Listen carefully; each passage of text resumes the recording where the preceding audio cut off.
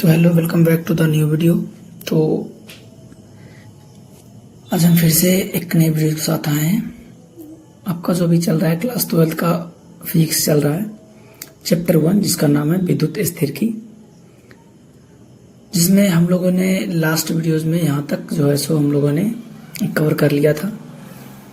यहाँ तक हम लोग ने कवर कर लिया था, यानी कि निरक्षीय स्थिति पर विद्युत क्षेत्र की तीव्रता जो होता है विद्युत द्विध्रुव के कारण, वो हम लोगों ने देख लिया था पूरा डेरिवेशन।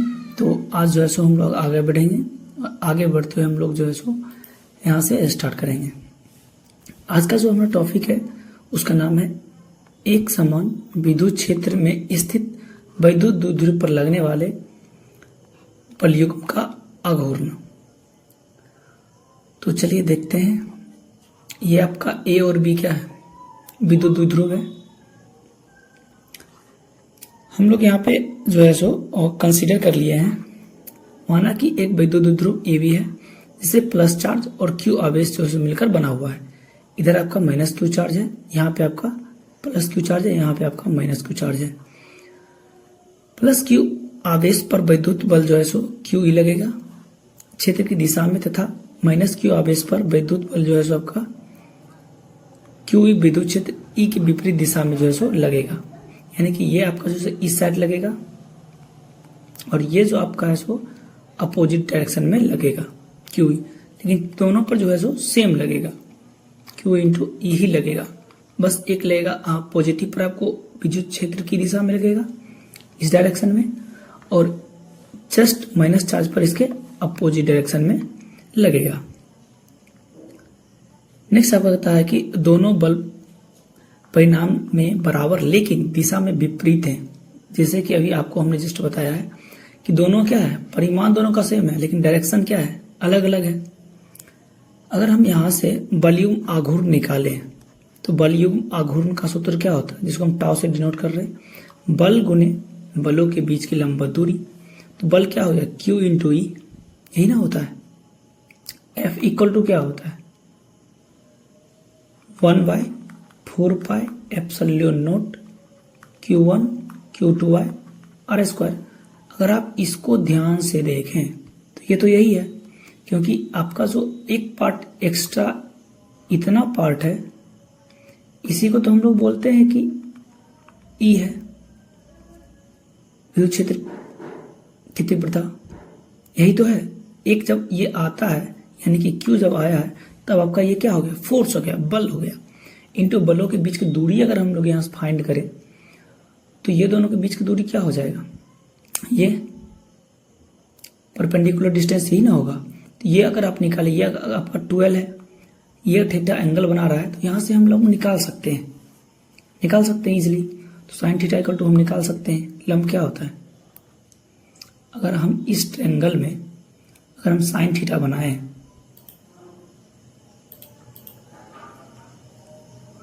इस ट्रायंगल में अगर हम लोग साइन थीटा निकालें, ट्रायंगल आपका कुछ इस तरह का है, ये आपका एंगल थीटा है, ये बी है, ये ए है एंड ये सी है। तो यहाँ से हम लोग साइन थीटा अगर निकालें तो क्या आएगा, लंब बटे कर्ण, लंब बटे कर्ण। कर्ण आपका कितना है, 12, लंब क्या हो जाएगा, AC, AC तो हमको चाहिए, AC इक्वल टू क्या हो जाएगा, 12 साइन थीटा। तो यहाँ पे डिस्टेंस क्या होगा, 12 साइन थीटा। आप लोग को एक चीज पता ही है कि P इक्वल टू क्या होता है, Q इंटू 12, जिसको हम लोग क्या बोलते हैं, P बोलते हैं। तो यहाँ से Q और ये 2L को हम लोग क्या लिख सकते हैं, P लिख सकते हैं, बचेगा क्या, E और साइन थीटा। तो PE साइन थीटा, ये आपका फॉर्मूला हो गया। अब मैक्सिमम कब होगा, टाउ आपका मैक्सिमम कब होगा, जब साइन थीटा क्या होगा, मैक्सिमम होगा। और साइन थीटा मैक्सिमम कब होता है, जब थीटा आपका क्या होगा, 90 डिग्री होगा, तब उसका वैल्यू 1 आएगा। यानी कि साइन 90 जब हम लेंगे तो हमारा टाउ क्या होगा, मैक्सिमम होगा, यानी कि PE होगा। तो ये था आपका एक समान वैद्युत क्षेत्र में स्थित वैद्युत द्विध्रुव पर लगने वाला बलयुग्म का आघूर्ण। उम्मीद करते हैं आप लोग को ये समझ में आया होगा अच्छे से। अगर कोई डाउट है तो आप लोग जो है सो कमेंट में पूछ सकते हैं। और अभी तक आपने चैनल को सब्सक्राइब नहीं किया तो चैनल को सब्सक्राइब कर ले। इसी तरह से आपको वीडियो जो है सो आता रहेगा। और प्रॉपर पेन पेपर लेके जो है सो आप नोट्स बनाएं। बहुत ही अच्छे से आप लोग का नोट्स बनने वाला है। और पिछला वीडियो आप लोगों ने नहीं देखा है तो चैनल पे जाके पहले पिछले का वीडियो कंप्लीट करें, देन आप ये वीडियो देखें ताकि आपको और अच्छे से समझ में आए। जैसे आपका ये चैप्टर खत्म होगा, इसका ऑब्जेक्टिव जो है सो करवाया जाएगा, देन दूसरा चैप्टर स्टार्ट किया जाएगा। नेक्स्ट जो हमारा है वो है इलेक्ट्रिक डायपोल मोमेंट, यानी कि वैद्युत द्विध्रुव आघूर्ण। टाउ इक्वल टू क्या होता है, पी ए साइन थीटा। अब ई का वैल्यू अगर हम लोग ई का वैल्यू अगर हम लोग 1 कर दें और एंगल आपका 90 डिग्री हो जाए, इसको हम अगर 1 कर दें और इसको अगर इसमें अगर साइन थीटा का वैल्यू जो है सो 1 हो जाए, यानी कि थीटा तो हमको कितना रखना पड़ेगा 90 डिग्री। उस कंडीशन में आपका जो टाउ होगा वो क्या होगा, पी के बराबर होगा। तो यहाँ पर वही लिखा है कि अतः किसी विद्युत द्विध्रुव का आघूर्ण उस बलयुग्म के आघूर्ण के बराबर होता है जो एकांक व एक समान वैद्युत क्षेत्र में विद्युत द्विध्रुव को क्षेत्र के लंबवत रखने के लिए वैद्युत द्विध्रुव पर कार्य करता है। ये कब होगा, जब आपका विद्युत क्षेत्र की तीव्रता और एंगल जो आपका है वो क्या होगा 90 डिग्री, और विद्युत क्षेत्र की तीव्रता का क्या होगा 1 होगा। ठीक है, तो चलिए आगे बढ़ते हैं। अब हम लोग देखने वाले हैं घन कोण, यानी कि सॉलिड एंगल।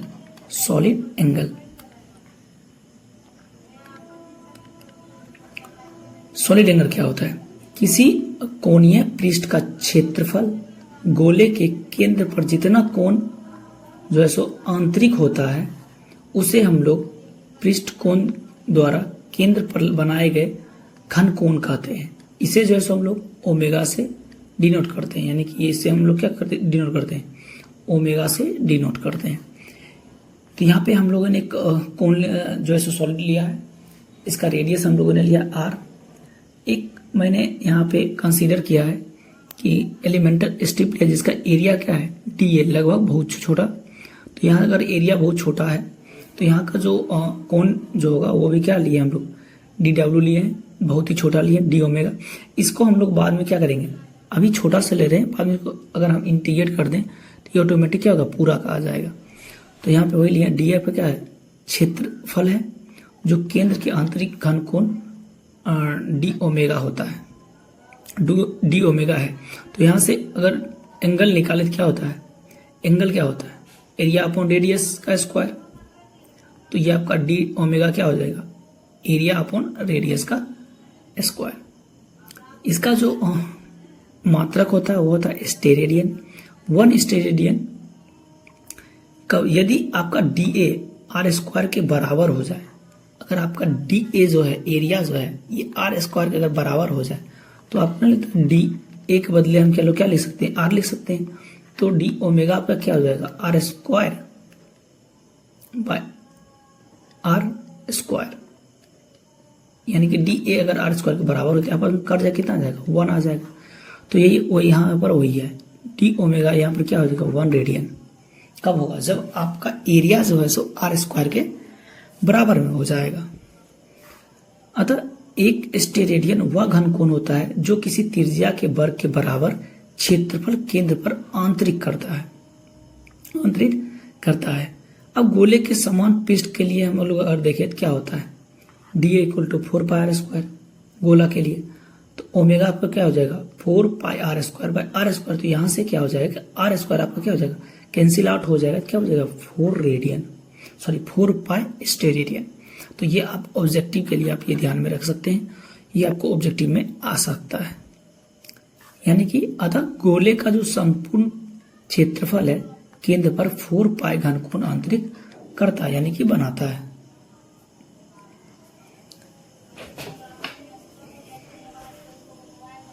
नेक्स्ट आगे बढ़ते हैं हम लोग। नेक्स्ट जो आपका है वह है वैद्युत फ्लक्स की अवधारणाएं। वैद्युत फ्लक्स की अवधारणाएं, तो चलिए देखते हैं क्या होता है। कहता है कि वैद्युत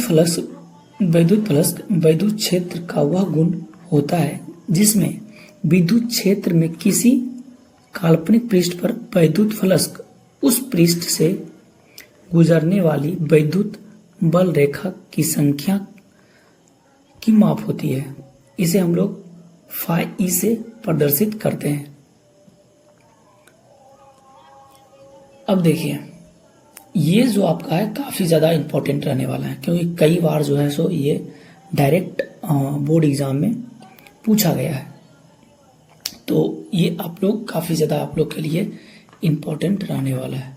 कई बार जो है सो बोर्ड एग्जाम में डायरेक्टली जो है सो ये पूछा गया है। तो चलिए देखते हैं विद्युत फ्लक्स की परिभाषा। हम लोग सबसे पहले देखते हैं कि विद्युत फ्लक्स की परिभाषा कहता क्या है।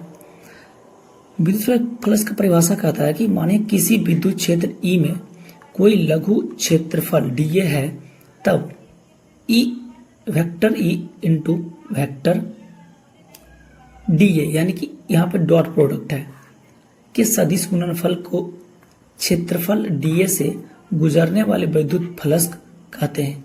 यानी कि आपका जो विद्युत फ्लक्स है वो विद्युत क्षेत्र की तीव्रता और स्मॉल जो उसका एरिया है उसके प्रोडक्ट का क्या होता है, बराबर होता है।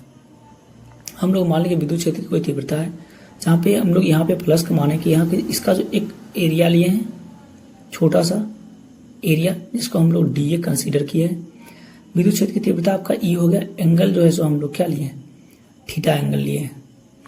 तो यहाँ से phi equal to d phi E equal to क्या हो जाएगा, vector E into d A. यहाँ से हम लोग इसको इंटीग्रेट कर देंगे। इंटीग्रेट करने पर फाई का इंटीग्रेशन फाई रह जाएगा।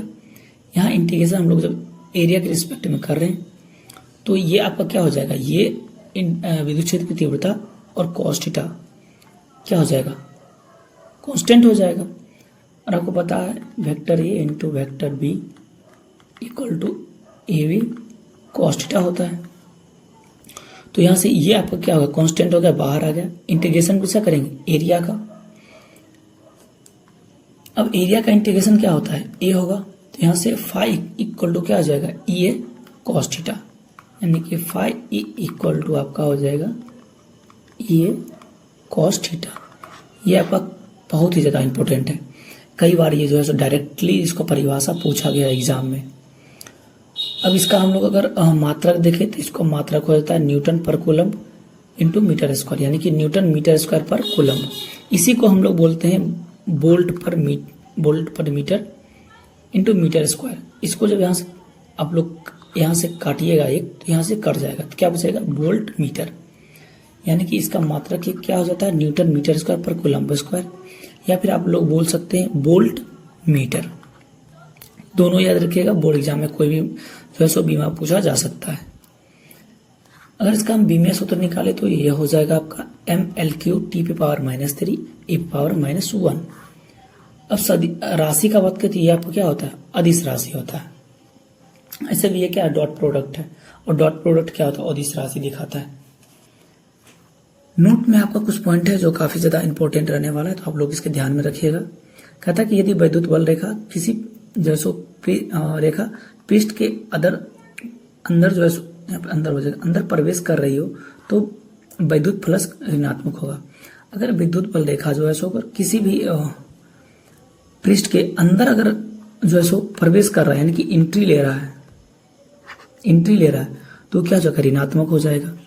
दूसरा कहता है कि यदि विद्युत बल रेखा पृष्ठ के बाहर निकल रही है तो विद्युत बल फ्लक्स जो है सो ऋणात्मक, यानी कि कर सकते हैं कि अंदर जा रहे हैं बाहर जा रहे हैं, उस कंडीशन में क्या हो जाएगा, ये ऋणात्मक ही रहेगा।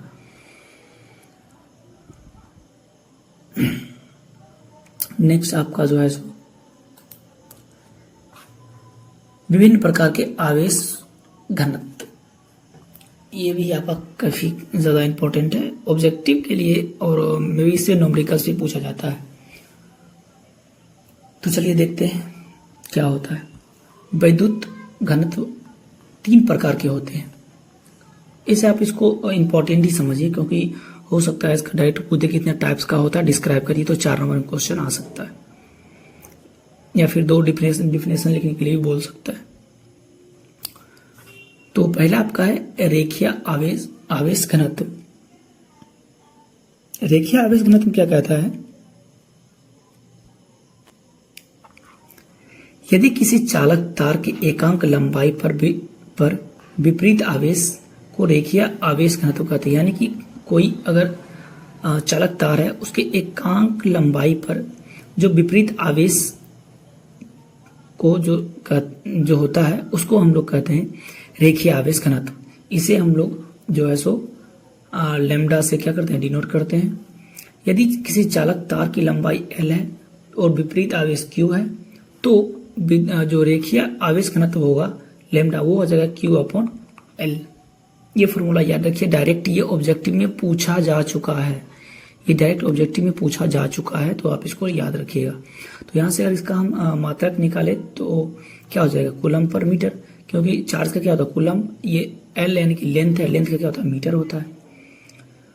दूसरा आपका है आवेश का पृष्ठ घनत्व। पृष्ठ घनत्व का मतलब, पृष्ठ का मतलब यहाँ पे एरिया का बात हो जाएगा।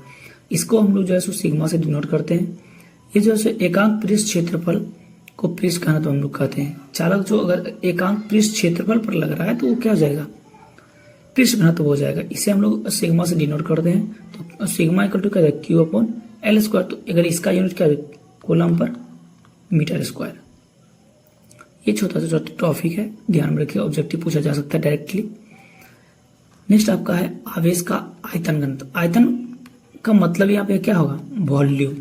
अगर हम जो है सो चालक के एकांक आयतन में अगर विपरीत आवेश अगर दें, तो वहां का जो उस आवेश दे, तो उस आवेश को हम लोग कहते हैं आवेश का आयतन घनत्व।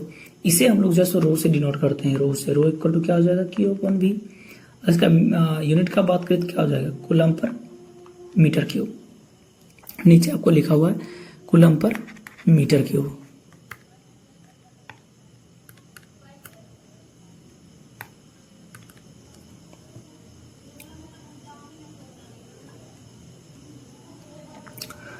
अब आया है आपका सबसे ज्यादा इंपॉर्टेंट, गॉस का प्रमेय। गॉस का प्रमेय ये बहुत बार एग्जाम में पूछा गया, चाहे आप CBSE बोर्ड से हो, बिहार बोर्ड से हो, कोई भी बोर्ड से हो, गॉस का प्रमेय आपको आना ही चाहिए, क्योंकि गॉस का प्रमेय कई बार पूछा जा चुका है। ठीक है, तो इसको आप लोग बहुत अच्छे से समझिएगा। अगर आपका गॉस का प्रमेय छूट जाता है तो आपका बहुत सारा चीज जो है सो छूट जाएगा, क्योंकि गॉस का प्रमेय का फिर अनुप्रयोग आप लोग पढ़िएगा। अगर ये आपको नहीं आ रहा तो गॉस प्रमेय का अनुप्रयोग आपसे बनेगा नहीं। इस पे न्यूमेरिकल्स भी बहुत ज्यादा पूछा जाता है उसके अनुप्रयोग पर, तो इसे आप लोग अच्छे से समझिएगा और ध्यान में रखिएगा। आप इसका डायरेक्ट प्रूफ भी पूछा जाता है कि इसको आप प्रूफ करके दिखाइए। डायरेक्ट क्वेश्चन पूछा गया कई बार। तो चलिए हम लोग देखते हैं गॉस प्रमेय कहता क्या है। ये काफी ज्यादा इंपॉर्टेंट है, बहुत ही इसको लोग मोस्ट VVI समझिए आप लोग इसको। तो चलिए देखते हैं कहता क्या है। इस प्रमेय के अनुसार किसी बंद पृष्ठ से गुजरने वाला वैद्युत फलक उस पृष्ठ द्वारा परिवृद्ध कुल आवेश Q का 1ε0 गुना होता है। यानी कि फाई जो है Q × 1/ε0 गुना होता है। ये इसका स्टेटमेंट है। तो ये आप हम प्रूफ कैसे करेंगे, हम लोग प्रूफ भी नीचे किए हुए हैं। चलिए प्रूफ इसका देखते हैं। प्रूफ कहता है कि मान लीजिए कोई आपका एक प्रूफ जो हम लोग करेंगे इसके स्टेटमेंट के अनुसार ही करेंगे। स्टेटमेंट पहले ही बोल दिया बंद पृष्ठ होना चाहिए था। हम लोग यहाँ पे एक क्लोज जो है सो पृष्ठ लिए हैं, बंद पृष्ठ हम लोग लिए हैं, जिसमें एक O पॉइंट लिए हैं जिस पर चार्ज क्या है +Q है। एक इससे R डिस्टेंस पर एक पॉइंट P लिए हैं हम लोग। ठीक है, P यहाँ पे नीचे लिखे हैं। माना कि एक बिंदु आवेश Q है, पॉइंट चार्ज है, एक बंद पृष्ठ के अंदर O बिंदु पर स्थित है, O पॉइंट पर है। इसे R दूरी पर कोई बिंदु P है जहां पे क्या है कि हमको विद्युत क्षेत्र की तीव्रता E, वह इसका जो हम लोग एरिया लिए हैं बहुत ही छोटा एरिया लिए हैं, जिसको हम लोग DA कंसीडर किए हैं। इसके बीच का कोण क्या हो गया, थीटा। एंगल एरिया किधर, इधर काम करेगा, और इसका डीए हम लोग इधर लिए हैं, डीए इसका अप जो सो कुछ एंगल पर लिए हैं, इधर भी हो सकता है, लेकिन हम लोग डायरेक्टली तो इधर ले नहीं सकते, इसलिए हम एक एंगल पे लिए हैं। एंगल हम लोग क्या कंसिडर किए, थीटा। यह आपका विद्युत क्षेत्र की तीव्रता। तो अगर हम लोग जानते हैं यहां से डीए जो है विद्युत क्षेत्र से गुजरने वाला विद्युत प्लस क्या हो जाए, आप लोग जस्ट अभी पढ़े हैं, यहां पे क्या होता है, प्लस ये कॉस थीटा। तो यहां से क्या हो जाएगा, d phi equal to E dot dA. आपको पता है डॉट प्रोडक्ट में हम लोग क्या करते हैं, जब डॉट प्रोडक्ट को तोड़ते हैं तो उसमें क्या आता है, कॉस थीटा आता है। तो यहां से क्या हो जाएगा, d phi E equal to E d A cos theta. और आपको पता है कि ई इक्वल टू क्या होता है,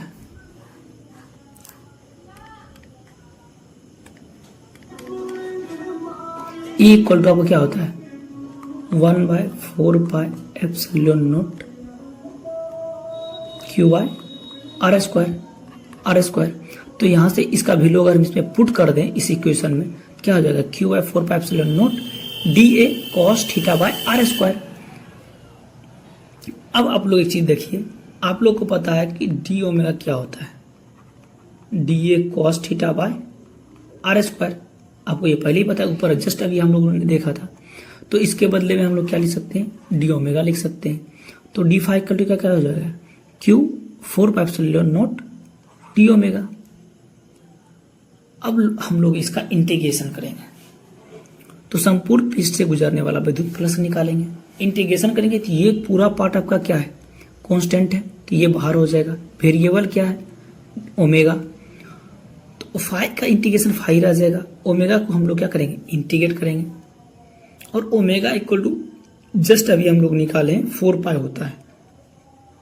जब पूरा पृष्ठ का बात करते हैं, पूरा एरिया का बात करेंगे, तो वहां पे हम लोग का ओमेगा क्या आया था, 4 पाई आया था। जस्ट आप लोग को हम दिखा देते हैं,